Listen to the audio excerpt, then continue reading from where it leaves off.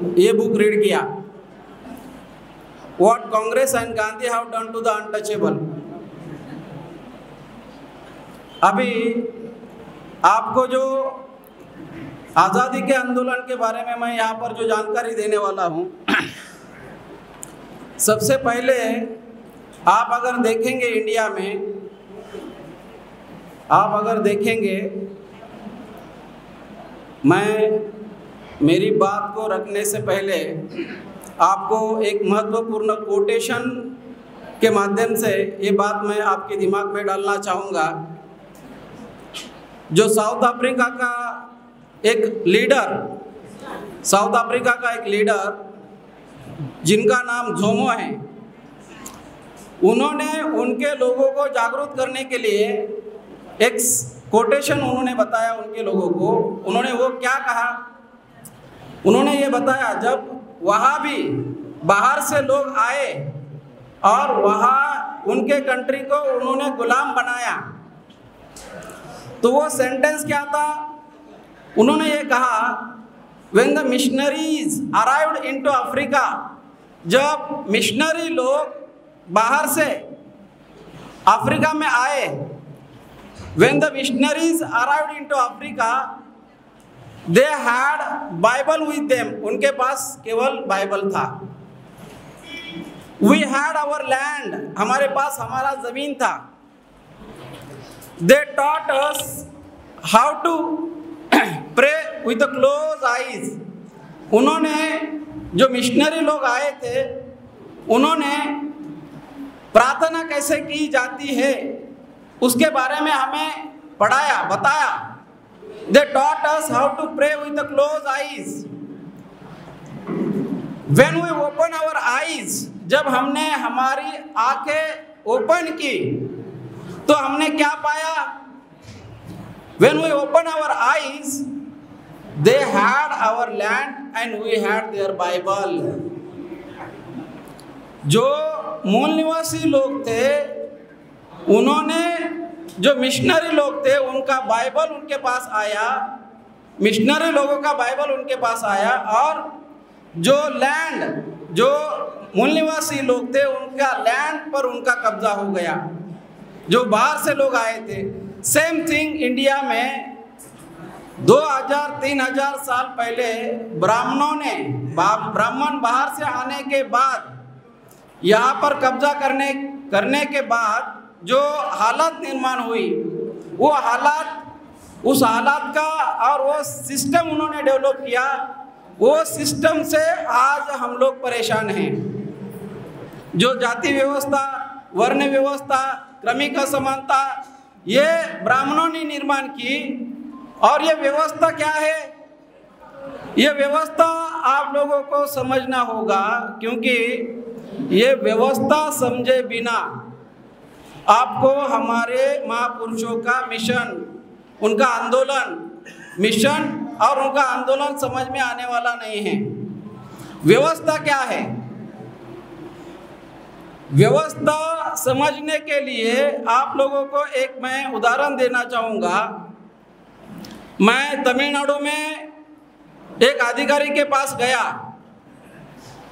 उनको डायलॉग करने लगा, उनको समझाने की कोशिश करने लगा, तो उन्होंने कहा कि मेरे पास समय नहीं है, आप 5 मिनट में मुझे आंदोलन समझाओ, आप 5 मिनट में मुझे आंदोलन समझाओ।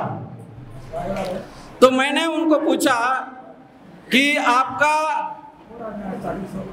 मैं 5 मिनट में आपको समझाता हूँ, लेकिन उसके पहले मुझे ये बताओ कि आपका एजुकेशन क्या हुआ है, आपका एजुकेशन, आपकी पढ़ाई कितनी हुई है? तो उन्होंने कहा मेरा एजुकेशन बीटेक हुआ है। तो मैंने उनको कहा कि आपको पहली से 10वीं तक आपको एजुकेशन लेने के लिए 10 साल लगा होगा, 10वीं से 12वीं तक आपको 2 साल लगा होगा, और 12वीं के बाद, 12th के बाद आपको बीटेक के लिए आपको 4 साल लगा होगा। सो टोटल आपको कितना साल लगा? 16 साल लगा। आपको केवल हमारे महापुरुषों का जो आंदोलन है, आंदोलन का नतीजा, आंदोलन का रिजल्ट, आंदोलन से हजारों अधिकार मिले, बहुत सारा यहाँ पर डिस्कस किया गया। हमारे महापुरुषों के आंदोलन से हमें 108 साल का जो संघर्ष है, उस संघर्ष के बदौलत हमारे लोगों को हजारों अधिकार मिले। उसमें से एक राइट एजुकेशन का, ये एजुकेशन का एक राइट समझने के लिए आपको 16 साल लगे। आंदोलन समझने के लिए आपको कितना समय लगेगा? आपको केवल एक राइट समझने के लिए आपको 16 साल लगे। एजुकेशन एक राइट है। ऐसे हजारों अधिकार हमारे महापुरुषों के आंदोलन के बदौलत हमारे लोगों को मिले। वो अधिकार समझने के लिए, आंदोलन समझने के लिए आपको कितना समय लगेगा? 108 साल का संघर्ष है। एक तरफ 1885 से कांग्रेस का आंदोलन शुरू है इंडिया में, और उसके पहले हमारे महापुरुषों का आंदोलन महात्मा फुले से लेके डॉक्टर बाबा साहब अम्बेडकर तक 1848 से लेके 1956 तक जो आंदोलन हमारे महापुरुषों ने चलाया, उस आंदोलन का नतीजा क्या है? वो आंदोलन क्या है? मैं आपको कुछ चंद बातें उसके रेफरेंस में बताना चाहूँगा। सबसे महत्वपूर्ण बात यह है कि दुनिया में जो भी शासक बनना चाहता है, दुनिया में जो भी कौम, जो भी लोग शासक बनना चाहते हैं, उनकी 3 विशेषता होती है। जो लोग दुनिया में शासक बनना चाहते हैं, उनकी तीन विशेषता होती है। बुद्धि, शस्त्र, संपत्ति। ये 3 विशेषता रूलर बनने के लिए होती है। बुद्धि, शस्त्र, संपत्ति। ये 3 क्राइटेरिया है शासक बनने का। दुनिया में जो भी लोग शासक बनना चाहते हैं, शासक बनने के लिए ये 3, शासक बनने की ये 3 विशेषता है। बुद्धि, शस्त्र, संपत्ति। ब्राह्मणों ने जो व्यवस्था बनाई, वो व्यवस्था में बुद्धि ब्राह्मण के पास, शस्त्र क्षत्रिय के पास, संपत्ति वैश्य के पास, और शूद्रों को अधिकार वंचित रखा। अधिकार वंचित जिनको रखा उनको गुलाम कहा जाता है। और ये व्यवस्था केवल इतना ही नहीं, तो इनको 6000 टुकड़ों में उन्होंने बांटा। ब्राह्मणों ने ये क्रमिक असमानता, गैर बराबरी की व्यवस्था, इस व्यवस्था को बरकरार रखने के लिए सारे मनुस्मृति, रामायण, महाभारत, गीता, यजुर्वेद, सामवेद, अथर्ववेद, ये सारे बुक्स, ये सारे धर्म ग्रंथ लिख के उसका ये सारी व्यवस्था उन्होंने एज इट इज इस्टेब्लिश की। आज हम इस इस्टेब्लिश व्यवस्था के विरोध में संघर्ष कर रहे हैं। हमारे महापुरुषों के द्वारा 108 साल का संघर्ष, इस संघर्ष के बदौलत हमारे लोगों को पढ़ने लिखने का अधिकार मिला। जिनको 2000 साल हमें स्कूल, कॉलेज, यूनिवर्सिटी में ये पढ़ाया जाता है कि फूड, क्लोथ, शेल्टर ये बेसिक नीड है। फूड, क्लोथ, शेल्टर ये बेसिक नीड नहीं है, तो शिक्षा, शस्त्र, संपत्ति ये बेसिक नीड है, जो 2000 साल से हमारे लोगों को डिनाई किया था। जो मतलब कि जो शासक बनने के लिए, जैसा बुद्धा का बुद्धि, सम्राट अशोका का शस्त्र, और सम्राट अशोका के अधीन जो राजा थे उनका संपत्ति, इस वजह से हम लोग शासक थे। इतिहास में हम लोग जो शासक थे वो इस वजह से हम लोग शासक थे। आप अगर बाबा साहब डॉक्टर अंबेडकर इनका what Congress and Gandhi have done to the untouchable ये बुक पढ़ेंगे तो इस बुक में आपको एक आंदोलन कांग्रेस का दिखाई देगा और हमारे जो महापुरुष लड़ रहे हैं उनका एक आंदोलन आपको प्रैक्टिकली दिखाई देगा। आपको क्या दिखाई देगा, मैं कुछ चंद बातों को यहाँ पर बताना चाहूँगा। खास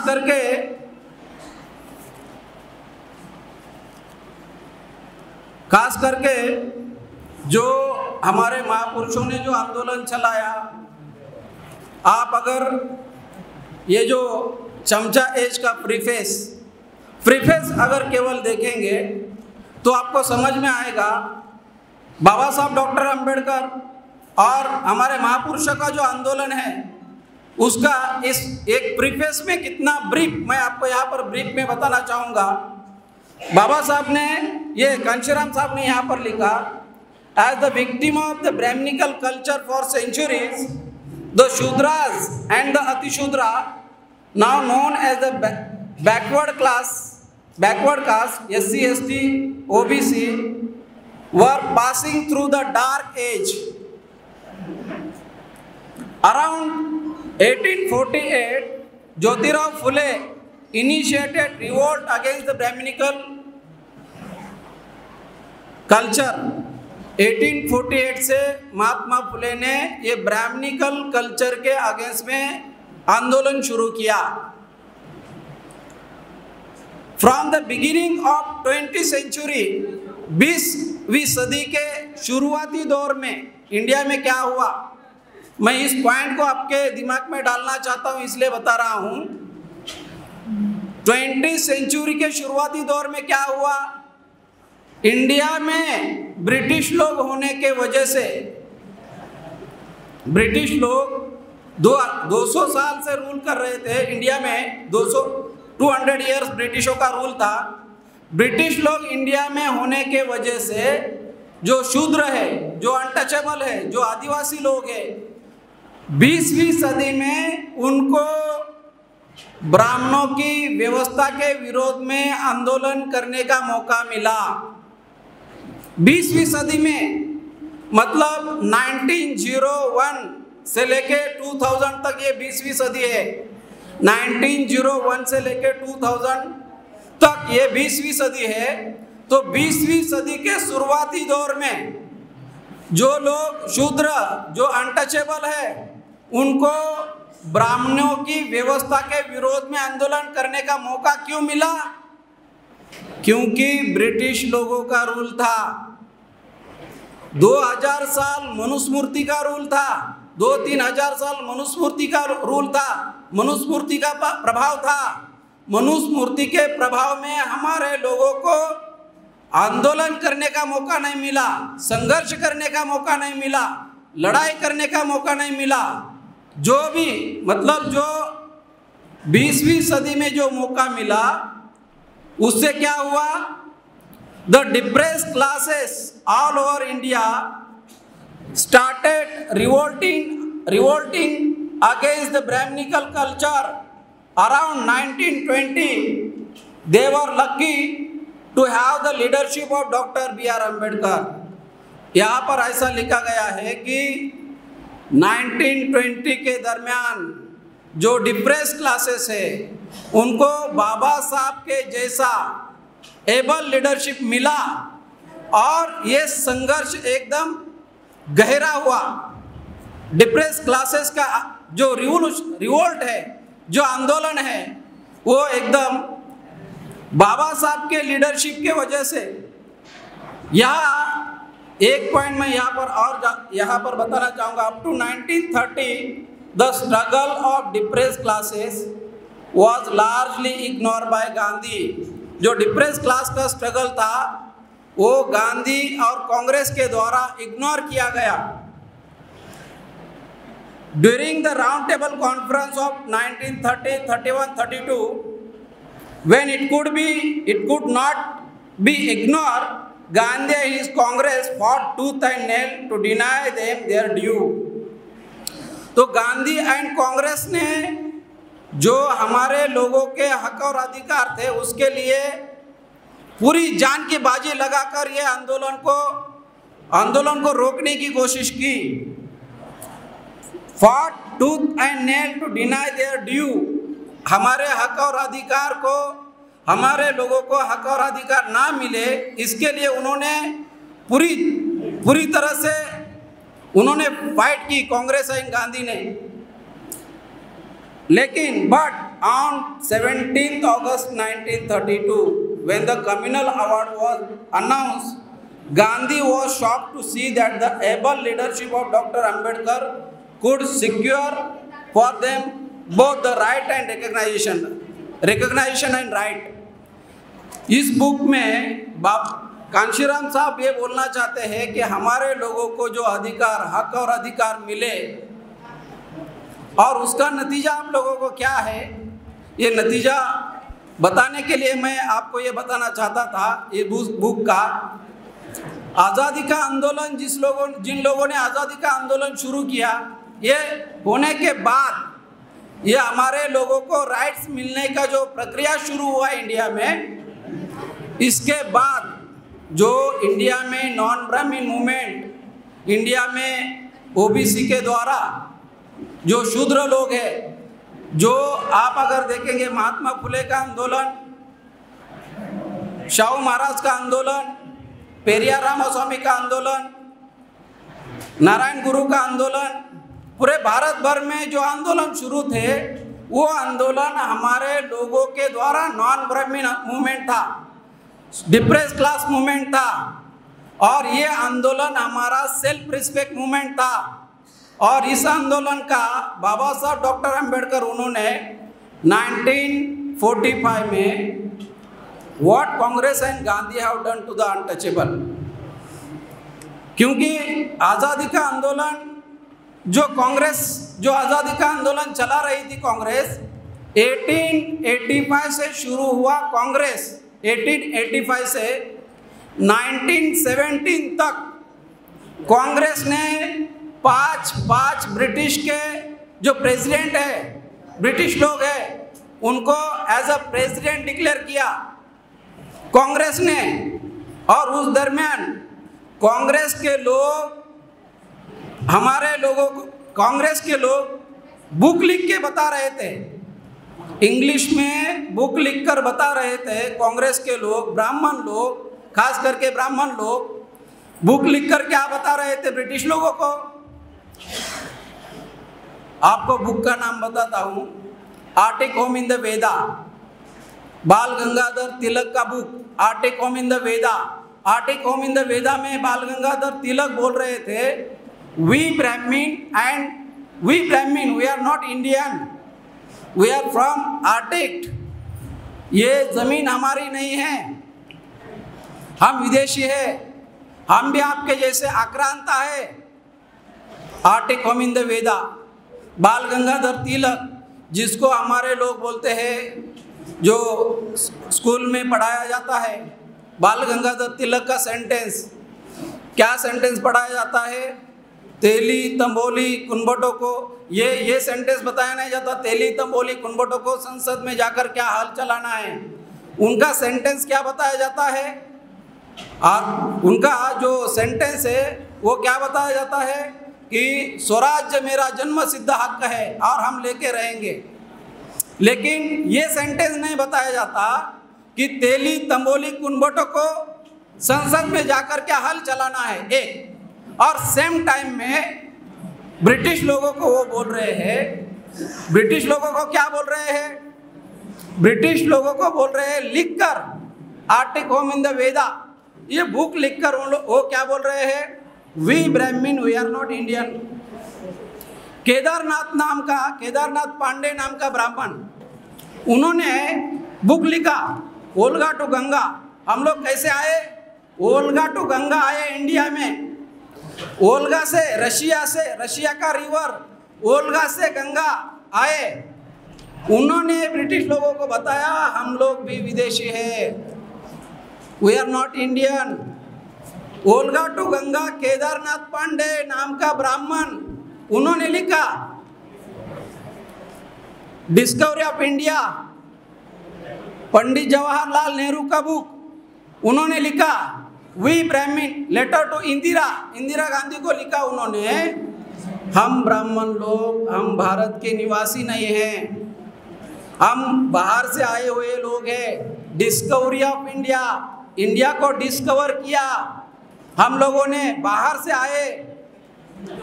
ये सारी बातें ब्रिटिश लोगों को कम्युनिकेट कर रहे थे, ब्रिटिश लोगों को बोल रहे थे कि हम और आप दोनों मिलके हम इनको गुलाम बनाएंगे, हम और आप इनको, हम ब्राह्मण और आप भी विदेशी, हम भी विदेशी, दोनों मिलकर इनको गुलाम बनाएंगे। बंच ऑफ थॉट आपने पढ़ा, आपने सुना होगा, माधवराव गोडवलकर का बुक है बंच ऑफ थॉट। माधवराव गोडवलकर ने जो बुक लिखा वो कलेक्शन है डॉक्टर हेडगेवार का, जो पहला आरएसएस का हेडगेवार, पहला आरएसएस के सर संचालक, आरएसएस के हेडगेवार ने जो स्पीच किए उस स्पीच का बंच बनाया माधवराव गोडवलकर ने और उसको नाम दिया बंच ऑफ थॉट। किसका बंच है? डॉक्टर हेडगेवार का बंच, डॉक्टर हेडगेवार के थॉट का बंच, और उस थॉट को बंच ऑफ थॉट कहा। और उन्होंने उसमें लिखा, वी ब्राह्मण, वी डोंट हैव लैंड, हम ब्राह्मण, हमें, ये हमारी जमीन नहीं है, ये भारत की भूमि जो है वो हमारी नहीं है। तो आपको अंदाजा आया होगा कि ब्राह्मण लोग ब्रिटिश लोगों को कम्युनिकेट कर रहे थे, बता रहे थे कि हम भी आपके जैसा ही विदेशी है, हम भी आपके जैसे ही विदेशी है, हम और आप दोनों मिलकर यहाँ के लोगों के ऊपर रूल करना चाहते हैं, शासन करना चाहते हैं।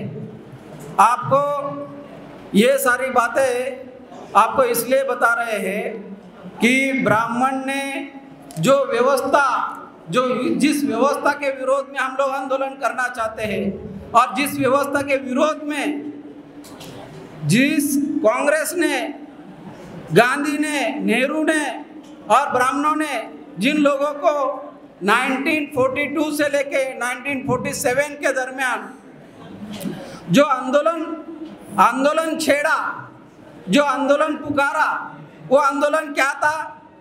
Freedom of the country, freedom of the country. अगर आप ये बुक पढ़ेंगे, what Congress and Gandhi have done to the untouchable, तो उसमें आपको पता चलेगा कि ये जो मूवमेंट गांधी ने शुरू किया, जो मूवमेंट नेहरू ने शुरू किया, जो मूवमेंट कांग्रेस ने शुरू किया, जो मूवमेंट ब्राह्मणों ने शुरू किया, वो मूवमेंट का स्लोगन क्या था? ये एक पर्पस के लिए बता रहे हैं, आपके ऊपर, हमारे ऊपर जो ब्राह्मण शासक है, जो रूल कर रहा है, वो रूल कैसे कर रहा है, उसको जाने बिगर, उसको समझे बिना हमारा आंदोलन, जिस लेवल पर हम लोग आंदोलन चलाना चाहते हैं, हम लोग लोगों का साथ लेना चाहते हैं, हम लोग लोगों को जोड़ना चाहते हैं, जगाना चाहते हैं, वो जगाने के लिए, जोड़ने के लिए जब तक आपको समझ में नहीं आएगा, व्यवस्था जब तक आपको समझ में नहीं आएगी, तब तक ये जो आज जो आप लोग यहाँ पर आए और आने के बाद ये जो मूवमेंट है, ये मूवमेंट को घर घर तक लेके जाना है, आपके ऊपर ये जिम्मेदारी है। तो इसके लिए आपको जानना, समझना जरूरी है कि हम लोग एग्जैक्ट क्या कर रहे हैं। तो 1942 से लेके 1947 के दरमियान जो गांधी के द्वारा आज़ादी का आंदोलन डिक्लेयर किया था, वो आज़ादी का आंदोलन क्या था, उस आंदोलन के बारे में मैं यहाँ पर आपको बताना चाहूँगा। वो आंदोलन, वो लोग बोल रहे थे freedom of the country, freedom of the country. और उस वक्त कॉमन लोग, जो कॉमन लोग है, SC ST OBC के लोग, वो लोग कांग्रेस को, नेहरू को, गांधी को, ये लोग गांधी जी को, कांग्रेस को, नेहरू को सपोर्ट कर रहे थे, कॉमन लोग बहकावे में आके सपोर्ट कर रहे थे। उस वक्त अमेरिकन लोग, यूरोपियन लोग, अमेरिकन लोग, यूरोपियन लोग क्या बोल रहे थे? तो वो लोग, अमेरिकन लोग जो है, यूरोपियन लोग जो है, वो लोग कांग्रेस को सपोर्ट कर रहे थे, गांधी को सपोर्ट कर रहे थे, और वो बोल ये रहे थे कि आप जो आंदोलन चला रहे हैं फ्रीडम ऑफ द कंट्री का, वो आंदोलन सही है, वो आंदोलन सही है। आप जो आंदोलन चला रहे हो वो आंदोलन सही है, आपको हमारा सपोर्ट। ऐसा कौन बोल रहा है? ये कौन बोल रहा है? ब्रिटिश लोग ये बोल रहे हैं, ये यूरोपियन लोग, अमेरिकन लोग ये बोल रहे हैं कि हमारा आपको, आपके आंदोलन को पूरी तरह से समर्थन है। बाबा साहब डॉक्टर अंबेडकर, उन्होंने इस बुक में लिखा, टाइटल लिखा इस बुक का, बुक में चैप्टर 9 में टाइटल लिखा।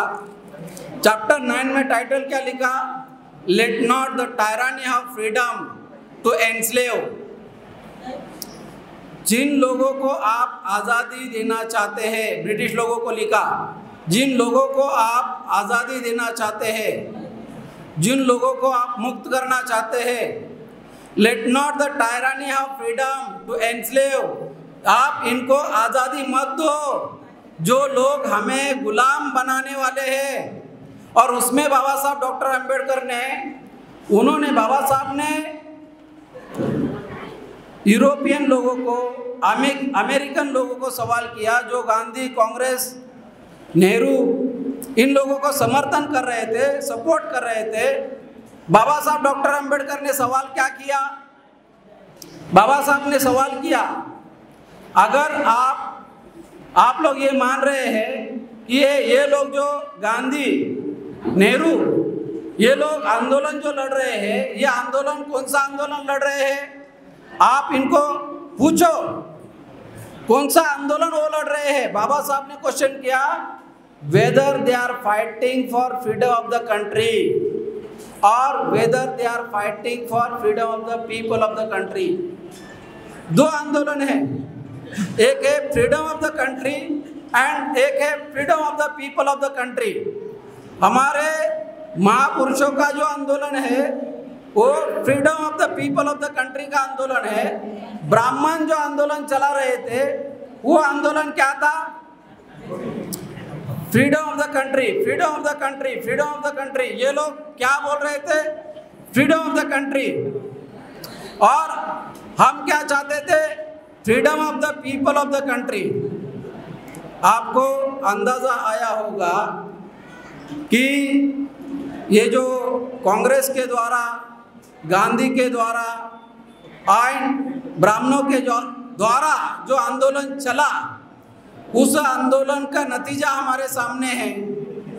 उस आंदोलन का नतीजा हमारे सामने क्या है कि इंडिया में 2 सितंबर 1946 को आज़ादी मिलने के पहले ही पंडित जवाहरलाल नेहरू को इस देश का प्राइम मिनिस्टर डिक्लेयर किया। पंडित जवाहरलाल नेहरू को इस देश का प्राइम मिनिस्टर डिक्लेयर करने के बाद 46 के बाद 47 में अगेन 15 अगस्त 1947 को डिवाइडेड इंडिया का अगेन प्राइम मिनिस्टर डिक्लेयर किया और 1952 को अगेन कॉन्स्टिट्यूशन लागू होने के बाद इंडिया का प्राइम मिनिस्टर डिक्लेयर और उसके बाद कंटिन्यू 64 तक प्राइम मिनिस्टर रहे। और जो सत्यानाश होना था, मतलब कि ब्राह्मणों का पूरी तरह से कब्जा हुआ 1952। आप अगर देखेंगे इंडिया में जो आज़ादी का आंदोलन चल रहा था, जो लोगों को बोल रहे थे, और उस आंदोलन के बाद कब्जा किसका हुआ? तो कब्जा ब्राह्मणों का हुआ। और हमारे महापुरुषों का जो आंदोलन था वो आंदोलन क्या था? हमारे हक और अधिकार का आंदोलन था। 1946 के बाद बाबा साहब डॉक्टर अंबेडकर जो कॉन्स्टिट्यूएंट असेंबली में 9 दिसंबर से लेके 9 दिसंबर 1946 से लेके 26 नवंबर 1949 इस दरमियान बाबा साहब डॉक्टर अंबेडकर हमारे हक और अधिकार की बात कर रहे हैं और आपको कॉन्स्टिट्यूशनल सेफगार्ड, हमारे लोगों को कॉन्स्टिट्यूशनल सेफगार्ड मिले, जिन लोगों को 2000 साल से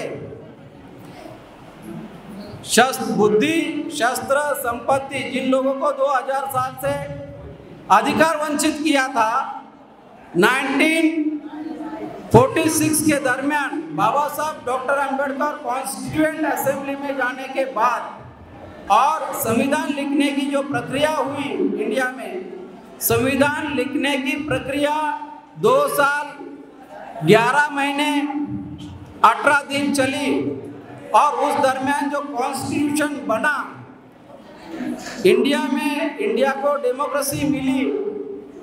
कॉन्स्टिट्यूशन के वजह से हमारे लोगों को जो हक और अधिकार मिले, पढ़ने लिखने का अधिकार मिला, फंडामेंटल राइट्स मिले।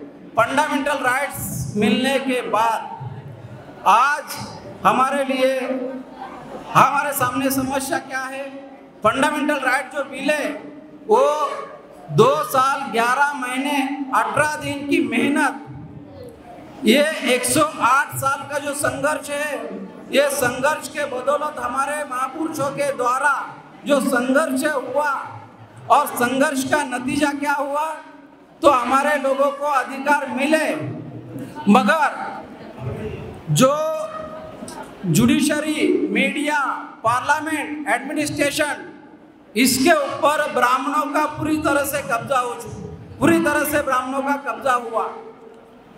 अभी आपको कुछ फंडामेंटल बातें मैं यहाँ पर बताना चाहूँगा। 1885 से 1946 ये जो पीरियड है, ये पीरियड 62 साल का है। 62 साल में कांग्रेस ने और ब्राह्मणों ने जो आंदोलन, आज़ादी का आंदोलन चलाया, उसका ब्रिटिश लोगों के विरोध में, 200 साल के गुलामी के विरोध में, ब्रिटिश लोगों की गुलामी ऐसा वो लोग मानते थे और वो 200 साल की स्लेवरी के विरोध में उन्होंने आंदोलन चलाया। 62 साल आंदोलन चलाया। यहाँ हमारे महापुरुषों ने 1848 से लेके 1956 तक जो आंदोलन चलाया, एक ये आंदोलन है और एक दूसरा आंदोलन ब्राह्मणों का आंदोलन है और एक हमारा आंदोलन है। हमारा जो हमारे महापुरुषों ने जो शुरू किया हुआ आंदोलन था, वो आंदोलन 108 साल का आंदोलन, उस आंदोलन के बदौलत हमें कॉन्स्टिट्यूशनल राइट्स मिले, फंडामेंटल राइट्स मिले, हमें डेमोक्रेसी मिला, हम इंडिया को लोकशाही, लोकतंत्र हासिल हुआ। मगर आपको जो आज के तारीख में ब्राह्मणों का जो कब्जा है, वो कब्जे के बारे में यहाँ पर मैं जानकारी देना चाहूँगा। मुगलों के पीरियड में जो ब्राह्मण लोग सेकेंड लेवल पर मुगलों के पीरियड में ब्राह्मण था, मुगलों के पीरियड में ब्राह्मण सेकेंड लेवल पर शासक था। ब्रिटिश के पीरियड में ब्राह्मण सेकेंड लेवल पर शासक था। मुगलों का 700 साल का पीरियड, मुगलों का 700 साल का पीरियड, 700 साल के पीरियड में ब्राह्मण 600-700 साल ब्राह्मण सेकेंड लेवल पर शासक था। ब्रिटिश का 200 साल का पीरियड, 200 साल के पीरियड में ब्राह्मण सेकेंड लेवल पर शासक था। ब्राह्मणों ने मुगलों के पीरियड में सेकेंड लेवल पर जो शासक था ब्राह्मण, ब्रिटिश के पीरियड में जो सेकेंड लेवल पर शासक था, ब्रिटिश को भगाने के बाद ब्राह्मण का इंडिया में पूरी तरह से कब्जा हुआ और कब्जा 3.5% लोगों का 1931 में, जिनकी संख्या ब्राह्मण लोगों की 1931 में संख्या कितनी थी? ब्राह्मण लोगों की 1931 में जिनकी संख्या 45 लाख, ब्राह्मण लोगों की संख्या 45 लाख थी। ब्राह्मण लोगों ने देखा कि ब्रिटिश लोगों की संख्या 11 लाख, ब्रिटिश लोगों की संख्या 11 लाख थी और ब्राह्मणों की संख्या 45 लाख थी। 45 लाख वालों ने सोचा कि अगर हम लोग 11 लाख लोगों को भगाएंगे तो हमारा पूरा देश में कब्जा हो जाएगा। और वही उन्होंने किया। 1945 से लेके 1942 से लेकर 47 तक जो आज़ादी का आंदोलन चलाया, वो आंदोलन चलाने से क्या हुआ? ब्राह्मणों का पूरी तरह से कब्जा हुआ। उस वक्त बाबा साहब डॉक्टर अंबेडकर ये बोल रहे थे, कांग्रेस के लोग स्लोगन दे रहे थे, one country is not fit to rule another country. Congress के लोग स्लोगन दे रहे थे, one country is not fit to rule another country.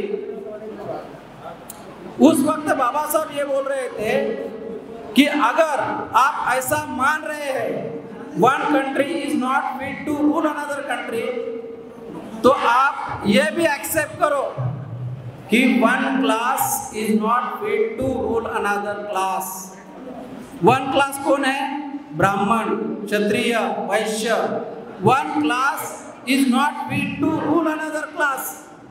अगर आप ये मानते हैं कि वन कंट्री, एक कंट्री ब्रिटिश है, दूसरी कंट्री इंडिया है, एक कंट्री दूसरे कंट्री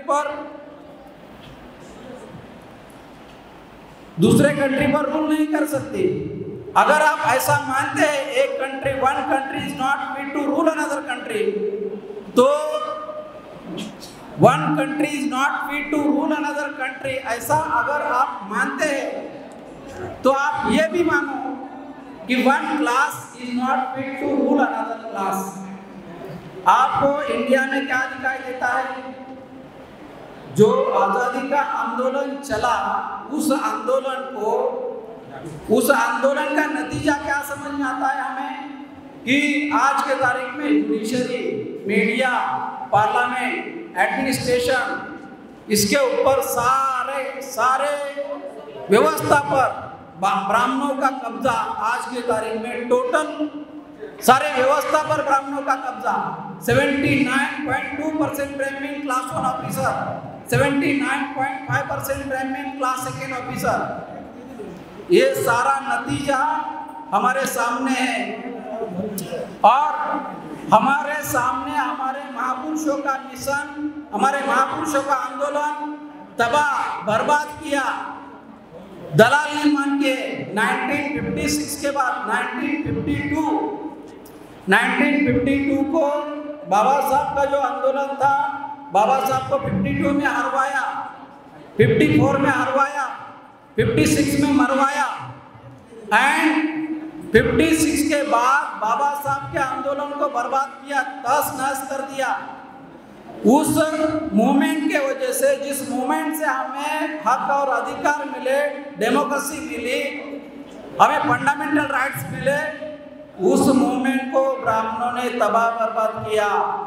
और उस मूवमेंट को हम लोग 1978 के बाद इस देश में ब्राह्मण को और उसकी व्यवस्था को हम लोग खदेड़ने में लगे हुए हैं।